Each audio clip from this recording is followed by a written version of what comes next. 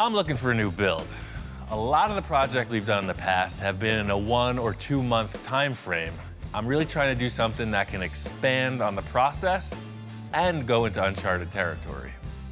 I've always got a few projects on hand. Right now I have a 29 Ford Model A Roadster pickup and a 29 Ford two-door sedan. These cars are hugely popular in the last few years because you can go a million different directions with it. You lower this thing, chop the top, big engine, wild paint job, you got a nice vehicle. This Roadster pickup was going to be a bit more of a conservative project. I've got 4 full fenders, hood, grille, and I was hoping to make a removable hardtop roof. It's like a giant go-kart. If you've driven one, you know they're super fun. This one's set up kind of highboy style. I was thinking maybe full fendered, something a little bit more adult looking. For me, I like the crazy stuff, something that's really going to challenge me. So I've got a few hot rod projects, I got a couple other ideas, but I really just want to see what a few of my friends have going on also.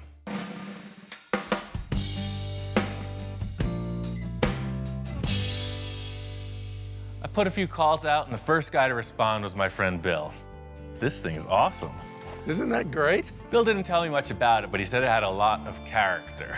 And sure enough, pulling in the driveway, you're facing this ominous front grille. What's not to like about big trucks? This is what they call an R190, 1953.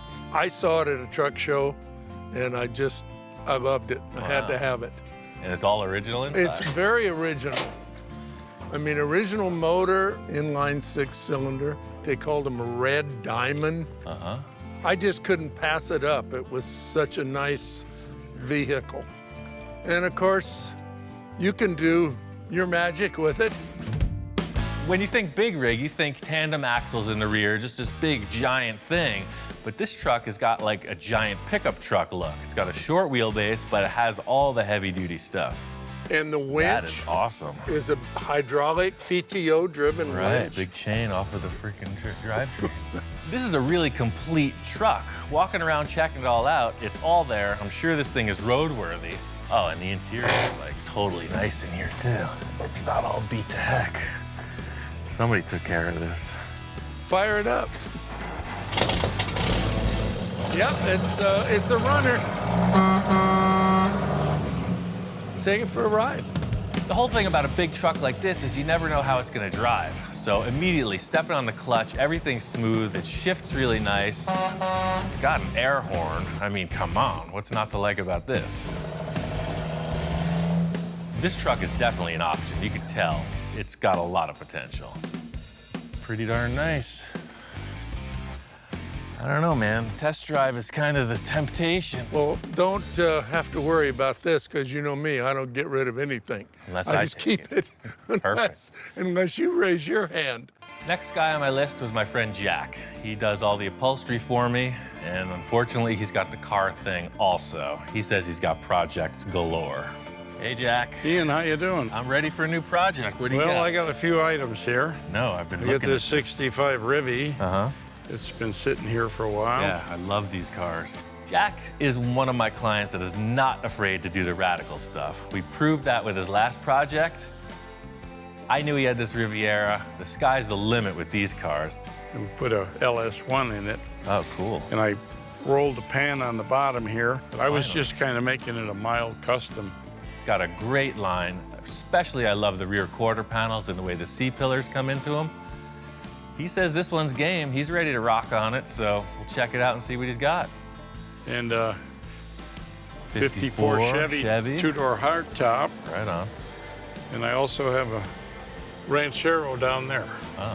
57 Rancheroo. I've got 3 projects. Right. And no, I don't have enough time. So if you want to take one of these and do it, it'd be fine. Well, I've got a lot of ideas for this and that Riviera for sure. My one main wish for this next project is something that I can really spend a lot of time on the fabrication aspect of things and the creative portion of it. Instead of just trying to pick one idea and run with it, I really want to develop something awesome. One of my other clients who got back to me right away was my friend Victor. He was kind of vague. He wasn't telling me what he wanted to do. He said, hey, meet me at this car show and let's talk about a few things.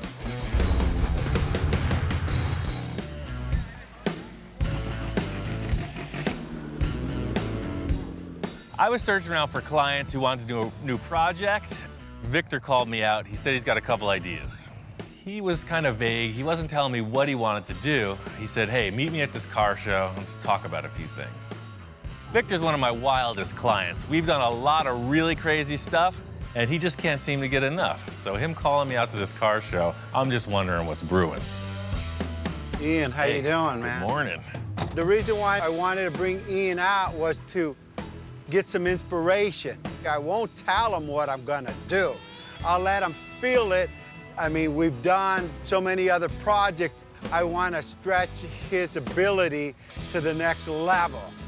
We walk right in the gate, and there's a beautiful Mercury Custom. I know Victor's all about those, so I'm figuring, yeah, here we go, another lead sled. I think we need a different flavor. Rolls Royce. I'm not ready for that. You're not ready to be chauffeured around? You still want to drive? You're always asking for more room. How about just making smaller cars? I mean, you could do like this. You could do 10 of these in the space it takes to put one Merc. This car show is all over the map. It's kind of a game of pin the tail on the donkey. I just don't know where the donkey is. Yeah, check this out over here.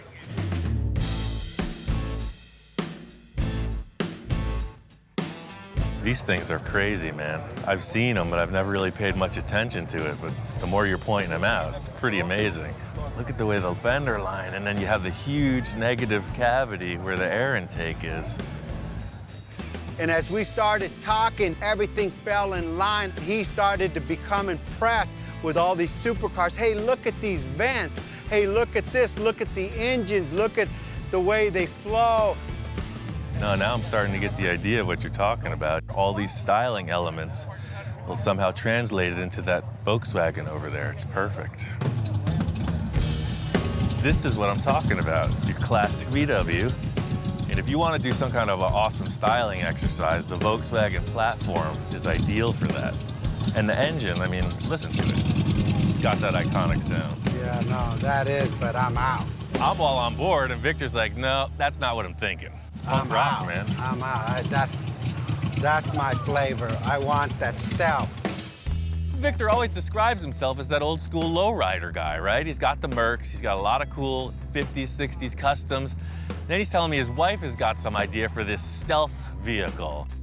First of all, my wife said, honey, why don't you build a stealth? And I'm going, stealth, stealth. You know, the stealth bomber? I go, that's interesting. As I start to look at these supercar, Ferrari, Lamborghini, they have such a stance and a look that's just amazing. When they're standing there, it looks like they're going 100 miles an hour.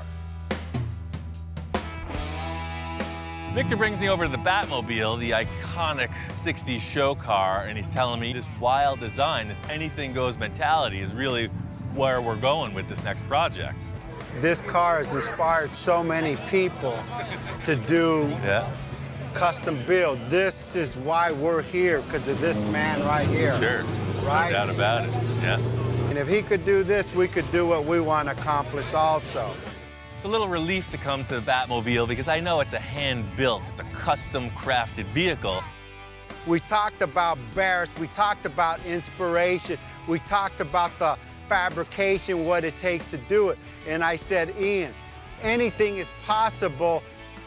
Victor's got these crazy ideas of some kind of a exotic sports car. I have no concept of this type of vehicle, so it's a path in a whole new direction. This is the flavor, man. That's something that you were meant to build your entire life, man. That's it. All led up to this. It all led up to the Finally arrived. I never want to be stagnant, you know? I'm always looking for the next thing, the next hurdle to jump, and I think Victor's setting it up big. Victor brought me out here to his nursery. He says he's got a car he wants me to check out. What the heck is this thing? Yeah, I got this at a junkyard. Oh, perfect starting point. You never know what we're getting into with this guy, but pulling up on it, I can see it's got a really low profile in the nose. I don't know what it is. Check this out.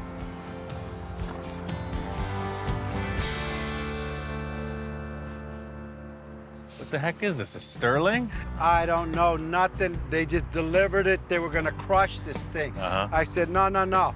This is our starting point. No, we're building a world-class show car. We need this ugly duckling from the junkyard. I get it.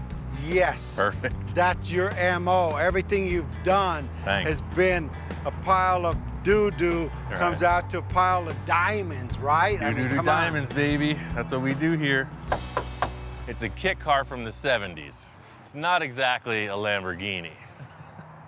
I think this thing was going to the junkyard for a reason. Well, that's Where's the rest of it? Shoot, I better plead my case here. So I said, hey, Ian, check this out. The main reason why I want this car is for the roof. Oh, right, yeah, I've seen these before. I know exactly what this thing is.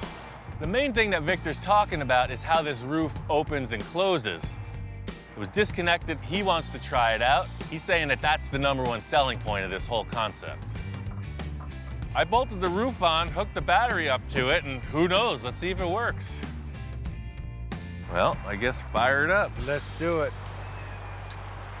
Yeah, huh? Now that's what I'm talking about. Totally works. That's smooth, too. Yeah, baby. That's freaking cool. Yeah, then you get in. This is the coolest, ugliest car I've ever seen. See? Yeah, look at that flavor. I mean, look at that thing. That's cool, man. Supercar. I mean, the rest of it's irrelevant. That's what I wanted. The rest of the car means nothing. As long as we got this part working, we design around that and we got it. He says, don't look at anything else. The roof feature is what we're going with. We're building a whole car around this. Does it run? I don't know. You don't even care, do you? I don't even care. You just want to see these two motors work. I told him, hey, Ian, if you want to get it running, go ahead. I got to go to a job right now, so I'll beat you back at the shop in a couple hours. I have a lot more surprises that I'm going to show this man. Closing the capsule. Watch your head.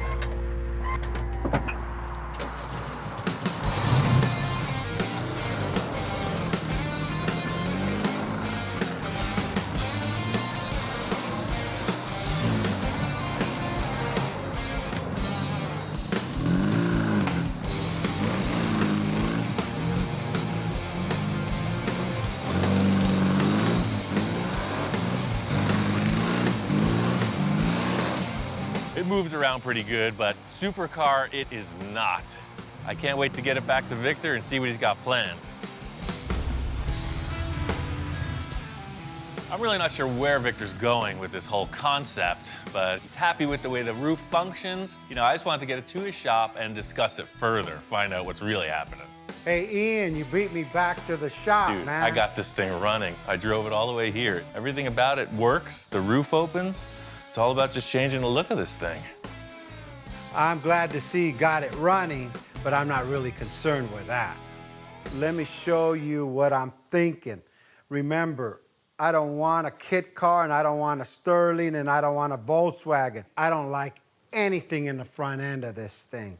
Nothing. Me either. We're looking at the front of the car, and he's like, I don't like any of it. We're gonna delete this. He comes around to the back. He says, I don't like any of it. We're gonna delete that. He's looking at the sides. We're gonna get rid of most of this, and we're gonna enhance everything, which is a pretty vague description. I hear you, man. All we gotta do is change everything. Typical story. I got a lot of ideas, but I don't want to really spit them all out or tell them to him, because I want some of his input too. Remember, we're building a supercar. We're not building a 50s custom one-off, one-of-a-kind, That's the what most I love awesome about car this, out right? there. Yeah. With all the other stuff I considered, that's why I was hooked on your idea at the car show, because, you know, it's kind of like what we're doing with the customs. There's no rules. It's just a different shaped car. I was a bit skeptical when we pulled the cover off of this, being that it's a fiberglass kit car, but, you know, performance vehicles are super strong, super lightweight, and this really is right in that direction. But fiberglass, I know this is sturdy. I mean, is that supercar material? Well, think about it. Everybody who's done these concept cars works with this. Even modern Corvettes are some kind of a composite, and that's why they use these types of materials. True. We haven't built any cars out of fiberglass, and I think it's a really good challenge. It's unlike anything I've ever done. I think it's gonna be cool. And Ian, you know, sometimes I change my mind. You can pretty much upgrade everything on this kit car, but it's never gonna handle like a high-end sports car. As far as sports car goes, you know, you have this VW Beetle, 4-wheel drum brakes, and about 50 horsepower, so it's not really a performer, but it does run darn good. This is kind of a weird thing that they just put this box here, but you get rid of that. I know we can hop this motor up and make it really fast, put a cool custom gas tank, and just open the whole back of the car up, man. Remember, we're building a super car. Right. If we go to a super show and we open this hood up and say, look at my motor, they're gonna laugh us to another country. And I'm not leaving this country. Yeah, perfect. This has potential to do whatever we wanna do. It's an open canvas. And Ian keeps talking about, hey, we could do this cam and these headers and dual carburetor on this Volkswagen engine, and I couldn't take it anymore. I said, Ian, no more Volkswagen, it's a supercar, hang on. I pull out my phone and I said, just a moment. You know what, let me make a phone call. Hang on a second. Victor's got people, so I don't know who he's calling, but he's on the phone. Hey, you think you come by the shop? Anything's possible. My first reaction is that he's got a guy with an engine adapter or something, so we're gonna put a better engine in this car. Thanks, bye.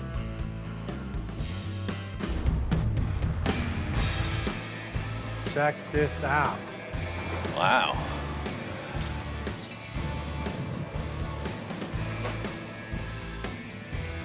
So what, you're changing your mind on that car?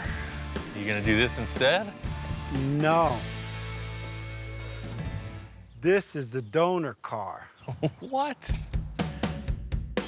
I'm walking out and there's a nice Porsche Boxster pulling in. I figure the trunk is full of stuff for this vehicle in the garage. And Victor's like, no man, this is the stuff for the vehicle in the garage. So the whole idea is we're just going to build off of this thing and then create the shapes that mimic that car. I get it, right? No. We're gonna tear this whole thing apart, fender, top, glass, everything comes off. So you want to cut this whole thing apart? Yes. You gonna cut the car apart. I'm gonna watch. I'm committed, even though I'm getting pressure from every end. Even Ian's kind of like, hey, you like crazy? I don't know what to say. You sure? I wanted to start with a good foundation. I mean, we got a new car. It's a 2000 Porsche versus a 1970 Volkswagen falling apart, riggedy-raggedy car. I want to take the best of both cars, Ian. That's pretty crazy, man. You're up in the game once again. Can I drive it around for one night? Can I go on a date? He wants to go on a date. You could have the thing, because you're going to cut it apart. Dinner? Well, it still runs. Wow. I don't get this opportunity often. It's pretty tight in here. It's built for a slightly smaller person. Yeah, I want him to drive it so he could feel what I'm talking about. All right, see you never. I quit. Now he's never going to want to tear the thing apart.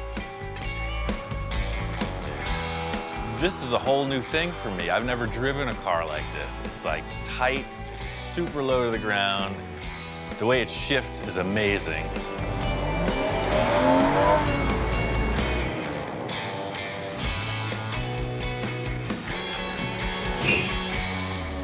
Man, this thing is fun. So what do you think, man? It's like a video game.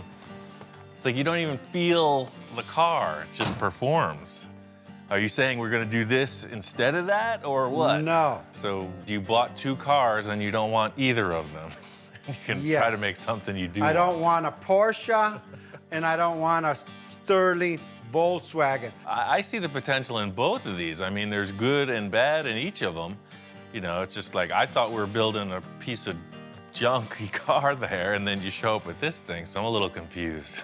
Okay, I'm confused too, but our goal is to put this car on this car and take this car apart and build ourselves a supercar that doesn't exist. I've heard statements, I went looking for trouble, and boy, did I find it. I think With all the clients I've entertained, you know, Victor's always the guy who comes back like a whip crack with the thing I was hoping to never figure out, but now have to. We built things that didn't even exist. Hey, you even made me furniture. Yeah. So why can't you make that into this and this into that, or vice versa, or up and down all around? Does that clarify it, or do you want perfect. plans now? Crystal clear. Yeah, it's perfect. The main thing I'm understanding in Victor's mission statement here is that he wants it to act like a Porsche, have the flavor of some kind of a sterling sports car roof opening thing, and be completely unique and world class and the best thing anyone's ever seen. So it's a pretty short order. I think we should handle this perfectly. I think it's gonna be okay.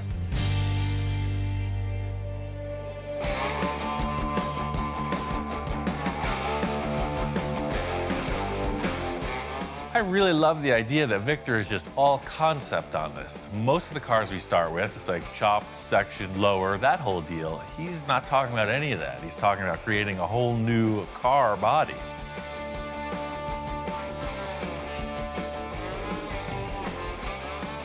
You know, I'm stuck in the 50s concept, mercury cut, chop, bubble, all this. And now, you know, because of my wife, she brought it up. Can you build a stealth car? You guys could build everything out. And you brag that you and Ian can achieve anything. Why don't you build a stealth car? And I said, holy moly, here it goes.